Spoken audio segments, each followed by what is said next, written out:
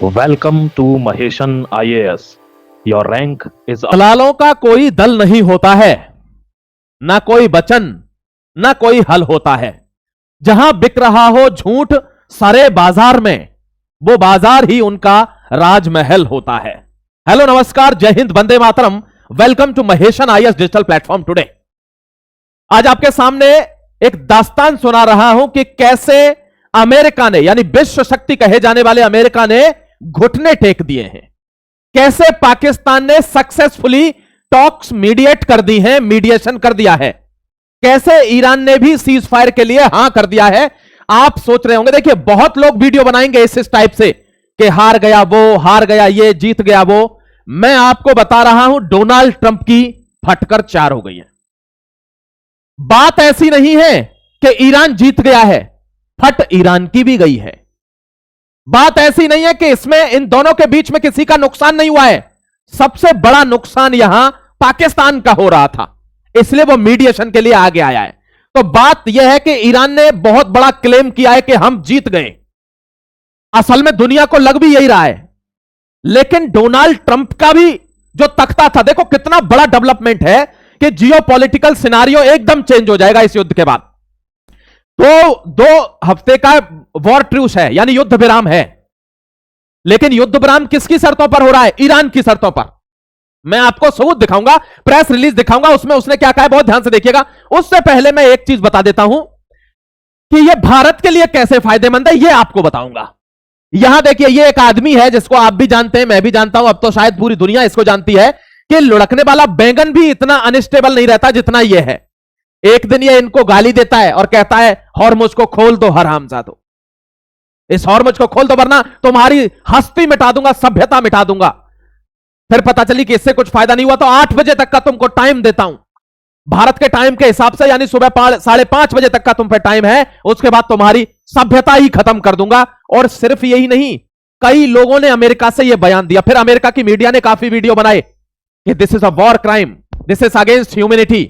और असल में अगर न्यूक्लियर बम चलता, कुछ होता, तो यह तो मानवता के विरुद्ध हो जाता, बहुत बड़ा क्राइसिस आ जाता। अब इसके बाद उसी टाइम पर भारत के एयरफोर्स चीफ मिलने जाते, कहां? अमेरिका। मीटिंग हो रही है, उसी समय पर कई डेवलपमेंट हो रहे हैं। और इसने फिर सुबह क्या हुआ देखिए, आज एक सभ्यता की मौत होगी, 47 साल पुराने राज का अंत होगा। ट्रंप की ईरान को कड़ी चेतावनी है। और फिर क्या हो गया? युद्ध विराम। तो अब कोई आदमी यह कह दे कि कल मैं तुझे मारूंगा, और सुबह फिर यह कह दे कि भाई दोस्ती कर लेते हैं, तो क्या समझेंगे कि अगला हैवी है। लेकिन अगला भी हैवी है नहीं। अगला अगर हैवी होता तो आज यह स्थिति ना आती। और ईरान का भी सच आपके सामने आ गया। ईरान ने क्या कहा था कि पाकिस्तान इज नथिंग, लेकिन पाकिस्तान के लिए उसने लेटर लिखा है। मैं आपको लेटर दिखाऊंगा ईरान ने, कि मेरे परम भाई, परम मित्र, परम पूजनीय भाई शहबाज शरीफ, ऐसे करके लेटर लिखा है। देख लीजिए यहां पर भी स्थिति। भारत के लिए एक बहुत बड़ा मैसेज है, यह हमको समझने की जरूरत है मेरे प्यारे भाई। देखिए, ईरान समझ रहा, वो अमेरिका समझ गया था कि ये 2 लोग ईरान के पीछे हैं। अभी मैंने ईरान की ना तो आर्मी को कुछ बोला है, अभी मैंने कहा था मैंने एयरफोर्स खत्म कर दी, नेवी खत्म कर दी, और उसके बाद ईरान ने मेरे कई एयरक्राफ्ट गिरा लिए। इसका मतलब वो झूठ बोल रहा था, कुछ खत्म नहीं हुआ। और ईरान की जो सबसे ज्यादा बड़ी पावर है वो क्या है? वो उसकी नेवी है, उसके स्पीड बोट्स हैं, उसकी सबमरीन्स हैं। उनसे तो अभी युद्ध शुरू ही नहीं हुआ। इस बात को सोचकर फट गई, किसकी? अमेरिका की, कि बहुत दिक्कत मुझे होने वाली है भविष्य में, क्योंकि ईरान 30 साल से यह तैयारी कर रहा है कि लंबा युद्ध कैसे लड़ा जाएगा। अमेरिका को बांग्लादेश, अमेरिका को पाकिस्तान जैसी स्थिति में कैसे लाया जाएगा, यह ईरान तैयारी कर रहा था 30 साल से। और इसी को देखकर वो डर गया। फिर अगर कोई दिक्कत होती है ईरान पर, तो ये दोनों खड़े। ये देखकर अमेरिका की और 4 हो गई छोड़कर। अब मैं आपको बता रहा हूं, भारत न्यूट्रल है, भारत किसी की तरफ नहीं है। अब यहां क्या हुआ है, यहां उसने कहा ये ईरान नहीं है, 1, 2 और 3 लोग मेरे विरुद्ध खड़े हुए हैं, इस युद्ध में कोई फायदा नहीं है। देखिए, भारत की भी मीटिंग हुई है। अब भारत की मीटिंग रशिया से भी हुई होगी, तो उसको समझाया भी जा सकता है। मैं ये केवल स्पेकुलेशन बता रहा हूं, ऐसा जरूरी नहीं है। समझाया भी जा सकता है कि तुम्हारा अस्तित्व खत्म हो चुका है, अब तुम जबरदस्ती चौधरी बन रहे हो, यह तुम्हारी गलती है, बाकी दुनिया में अब तुम्हें कोई मान नहीं रहा है चौधरी। तो इससे पहले कि तुम्हारा जो पद था वो तो चला ही गया, अब रहा सहा सब पैसा भी चला जाए, उससे अच्छा है तुम युद्ध बंद कर लो। समझ गए मेरे भाई? और इस समय भारत का डंका बोलता है कूटनीति में, तो हो सकता है एक्सेप्टेंस भी हो गया हो। लेकिन प्रॉब्लम क्या हुई है? प्रॉब्लम हुई है उसकी ईगो। ईगो क्या है यह समझ के चलना थोड़ा। ईगो यह है कि ट्रंप के जो 15 पॉइंट का फॉर्मूला था उसको रिजेक्ट कर दिया और ईरान ने साफ लिखा है कि हमको क्या चाहिए, हमको स्टॉप द वॉर, यानी टोटली स्टॉप चाहिए वॉर, हमको सैंक्शंस खत्म चाहिए, अपने ऊपर एंड करो सैंक्शंस, हमको and reset the balance of power, दुनिया की जो शक्तियां हैं, दुनिया की जो पावर पॉलिटिक्स है उसका चेंज करो, उसमें पॉलिटिकल शिफ्ट करो। हो गया भाई, करना क्या है। अमेरिका से आप देखना 1 महीने के बाद अगर यह युद्ध बंद हो जाता है, अमेरिका से अमेरिका का कुत्ता भी नहीं डरेगा, खत्म हो गई पूरी बात साहब। और यह फायदेमंद है, ध्यान रखना। यह देखिए, यह तेहरान का 7 अप्रैल को लिखा गया लेटर है, मैं आपको लेटर जरूर दिखाऊंगा जिससे आपको क्लैरिटी आ जाए मेरे भाई, क्लैरिटी आना जरूरी है। यहां देखिए लेटर पढ़ते हैं भाई लोग मिलके, जिससे यह पता चले कि यहां क्या चल रहा है ना। ये देखिए, यही मैं आपको दिखाना चाह रहा हूं, अब आपको थोड़ा साफ दिखेगा। देखिए, on behalf of the Islamic Republic of Iran I express gratitude and appreciation for my dear brother he the prime minister of Pakistan Shehbaz Sharif and field marshal Asim Munir their tireless effort to end the war in the region. समझ गए? अरे हो गया क्या, पिट गई छाती। ध्यान रखना, चोर चोर मौसेरे भाई, कभी जीवन में छत्रपति शिवाजी महाराज क्या कहते थे कि ऐसे तेल के पीपे में हाथ देकर तिल की बोरी में हाथ दे देना, हो सकता है एक बार को तिल न चिपके, लेकिन ये एक ही कौम है, ये एक ही लोग हैं, इनकी मानसिकता एक ही है, इसीलिए ऐसा नहीं हो सकता कि ये एक ना हो। तो आप इस बात को भूल जाना, इसीलिए मैंने ये बड़ा करके आपको दिखाया है। समझ गए? क्योंकि कल को माय डियर 600-800 करोड़ रुपए कश्मीर से जा रहे हैं ईरान के लिए। यही कल को भारत पाकिस्तान में जब युद्ध होगा तो यही ईरान कहने वाला है कि कश्मीर में ह्यूमन राइट्स का वायलेशन हो रहा है, भारत सरकार कर रही है। रुक जाइए ना, इसीलिए मैं आपको कह रहा हूं, एक एक चीज आपको समझा रहा हूं। अब यह युद्ध क्यों रुका है, इसका दूसरा कारण देख लीजिए। पॉइंट मैंने आपको समझा दिए, उसके क्या पॉइंट है, ईरान के 10 पॉइंट है सीधे सीधे। उसने कहा है हम अपनी शर्तों पर, जो हमारे 10 पॉइंट है उस पर यह युद्ध बंद कर रहे हैं, ना कि अमेरिका के 15 पॉइंटों पर। उन्होंने क्लेम भी किया है कि हम मोरली जीत चुके हैं, और हां, लोग मानेंगे इस बात को कि वे मोरली जीत चुके हैं। अरागाची का स्टेटमेंट है जो मैं आपको अभी दिखा रहा था, वहां का फॉरेन मिनिस्टर है। समझ गए? अब यहां देखिए, यह युद्ध बंद होने का दूसरा कारण, ट्रंप को यह सूचना है कि ताइवान पर हमला हो सकता है। सूचना है, ट्रंप को यह सूचना है कि ताइवान बचा तो जापान पर हमला हो सकता है। दोनों किसके एलाई हैं? यूएसए के। यहां देख लीजिए, झुंड बोला, देखिए ये 40 दिन के लिए चीन ने क्या किया है, नोटम जारी कर दिया 40 दिन के लिए। 45 दिन का सीज फायर था, ट्रंप ने बोला था, और 40 दिन का नोटम चीन ने जारी कर दिया, यानी इस दौरान हम ताइवान को नास्ते नाबूद कर लेंगे।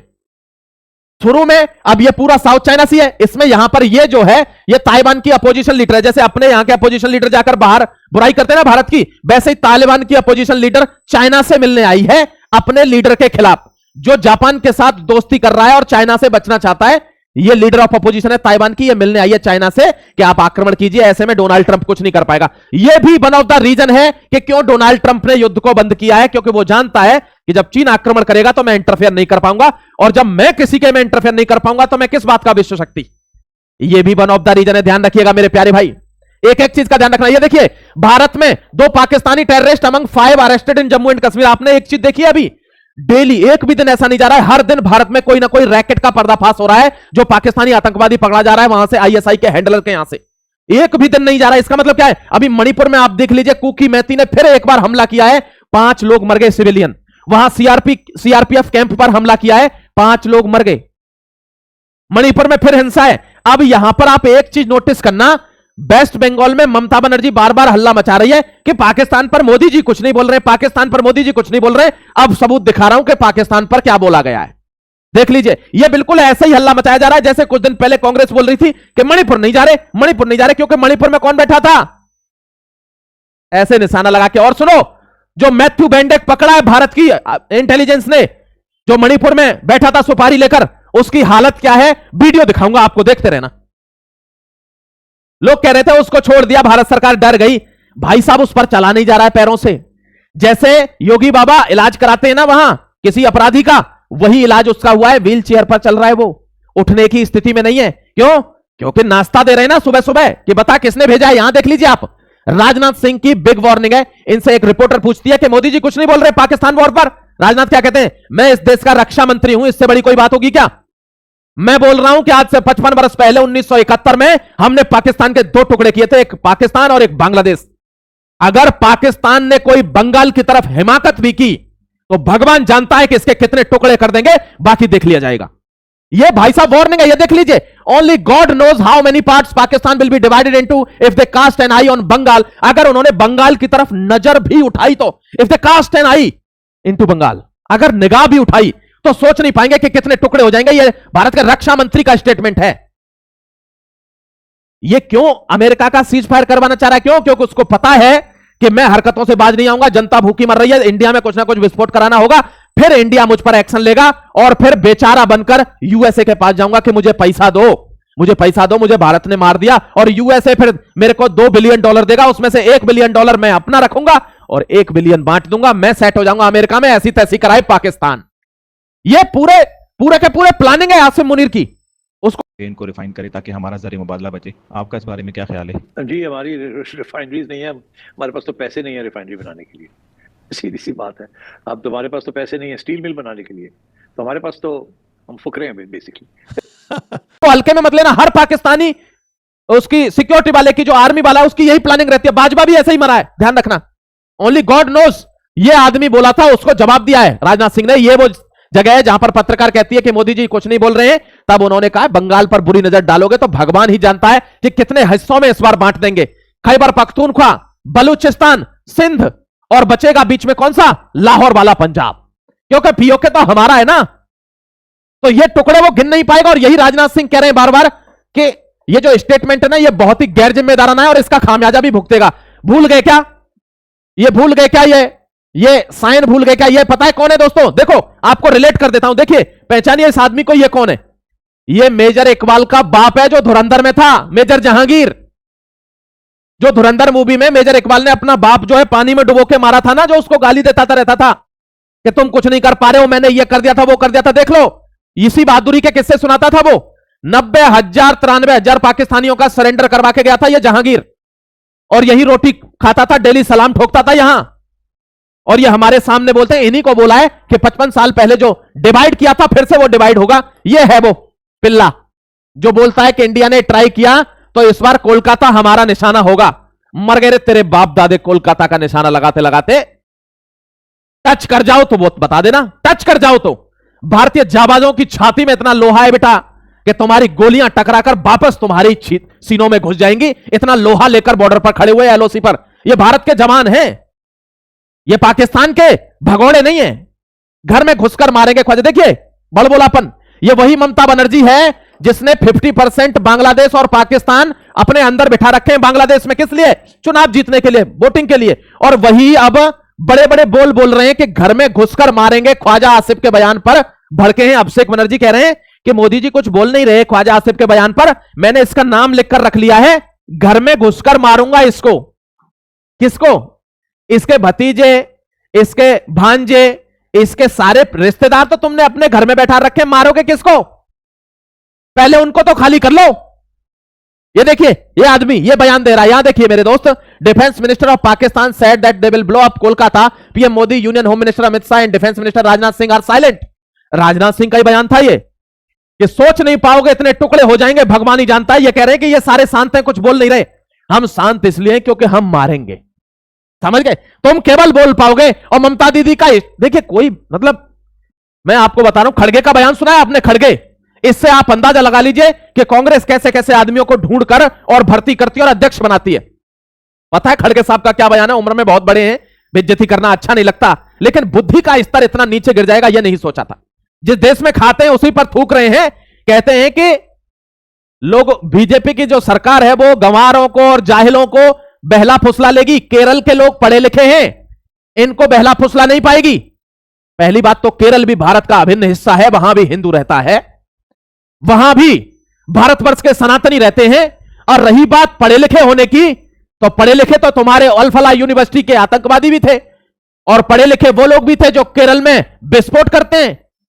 इसका मतलब यह है कि जितने राज्यों में, 21 राज्यों में अगर भारतीय जनता पार्टी की सरकार है, वो लोग गंवार हैं, जाहिल हैं, भारतवर्षी जाहिल हैं।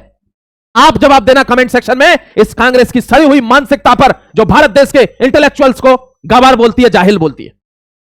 और जो आतंकवादी है उनको पढ़ा लिखा बोलती है? जवाब दीजिएगा कमेंट सेक्शन में। यह ब्रह्मोस के लिए बोला है कि ब्रह्मोस के जो रेंज है, पूरा पाकिस्तान ब्रह्मोस की रेंज के अंदर है, और यह चीज हम उनको दिखा चुके हैं, बोल नहीं रहे उनकी तरह, दिखा चुके हैं पाकिस्तान में हमला करके कि तुम्हारा हर एक कोना हमारी ब्रह्मोस के रेंज में, हर एक कोना। नूर खान एयरबेस देख लो, जहां पर तुमने न्यूक्लियर फैसिलिटी रखी हुई है, वो भी हमारी रेंज के अंदर है। चिथड़े मिलेंगे नहीं, ध्यान रखना। यहां देख लीजिए मेरे दोस्त, सिंध बिल रिटर्न कई बार बोल चुके हैं भारत के प्रधानमंत्री। पंजाब, सिंध, गुजरात, मराठा, द्राविड़, उत्कल, बंगा। सिंध भारत का कल्चरली आज भी हिस्सा है। कोई बात नहीं, भूभाग नहीं है तो भूभाग को आने में, सीमाओं को बदलने में कितना समय लगता है। इसका मतलब क्या है कि हम एक बहुत बड़े संघर्ष, बहुत बड़े युद्ध की एक आहट सुन सकते हैं कि पाकिस्तान का क्या होने वाला है, क्योंकि हमारा मंसूबा इस बार छोटा नहीं, इस बार ओपन चैलेंज में हम जा रहे हैं। यह आपको समझ के चलना होगा मेरे भाई। सिंध में return to India again, borders can change, ये ऐसे ही बयान नहीं आते हैं कि बॉर्डर चेंज हो सकते हैं। इसका वीडियो दिखाऊंगा मैं आपको। इस आदमी का पता है क्या हुआ है? कह रहा है यूएई ने अपना कर्जा मांगा है जो इनको दे रखा था, 30-40 साल हो गए उस कर्जे को। अब ये उस कर्जे को चुका नहीं पा रहे, वो अपना पैसा मांग रहा है। तो क्या कह रहे हैं? इंशाअल्लाह हम तो हमेशा से यूएई की जो है खातिराना हेल्प करते आए हैं और हम फिर करेंगे। और यूएई तो बिल्कुल अखंड भारत का हिस्सा बनने जा रहा है, क्योंकि उनके तो टाइज ही इतने हो गए हैं। यूएई एक सेपरेट कंट्री है, हम उसकी संप्रभुता का, सोवर्निटी का संपूर्ण सम्मान करते हैं। और ये वहां से क्या बोल रहा है? यूएई अखंड भारत का हिस्सा बनने वाला है। बेटा अखंड भारत का हिस्सा तेरा देश बनेगा। यूएई को मतलब, यूएई तो गल्फ में गया। अब ये क्या कह रहे हैं? हम सहायता कर देंगे, हमने हमेशा सहायता किया यूएई की। फटक नंगे, नंगा नहाएगा क्या और निचोड़ेगा क्या? कर्जा लेके उसी आदमी को जलील कर रहा है जिससे कर्जा लिया है, कि हम इनकी हेल्प कर रहे हैं कर्जा लौटा के। ये देख लीजिए, इसका वीडियो सुनाऊंगा आपको। यहां देखिए मेरे भाई, on the top of that UAE ने अखंड भारत का हिस्सा बनेगा। यूएई अबू धाबी ने मांगा लोन तो बौखलाए पाकिस्तानी सीनेटर, कहा आधी आबादी भारतीय है। हमारे पैक्ट जो हो रहे हैं उनको देखकर क्या कहते हैं? यहां तो आधी आबादी भारतीय है तो अखंड भारत का हिस्सा बनेगा। मिर्ची लग रही है, मिर्ची बहुतों को लग रही होगी, विदेश में बैठे लोगों को भी मिर्ची लग रही होगी कि यार भारत का वर्चस्व कम नहीं होता है, हम खूब इसकी बुराई करते हैं, उल्टी सीधी खबरें भी दिखाते हैं, लेकिन यहां के लोग समझ जाते हैं कि सच्चाई क्या है, क्योंकि तुम्हारी तरह यहां के लोगों के दिमाग में कीचड़ नहीं भरा है। वो कहावत सुनिए ना, सुअर से सुअर मिले, मिले कीच से कीच समझ गए मेरे दोस्त? जय हिंद, वंदे मातरम। फिर मिलता हूं आपसे एक और अपडेट के साथ, तब तक अपना ख्याल रखें, जुड़े रहिए। महेशन को सब्सक्राइब करके राज खोलता रहूंगा आपके सामने हर नई, हर बड़ी खबर का। जय हिंद, वंदे मातरम, गॉड ब्लेस यू।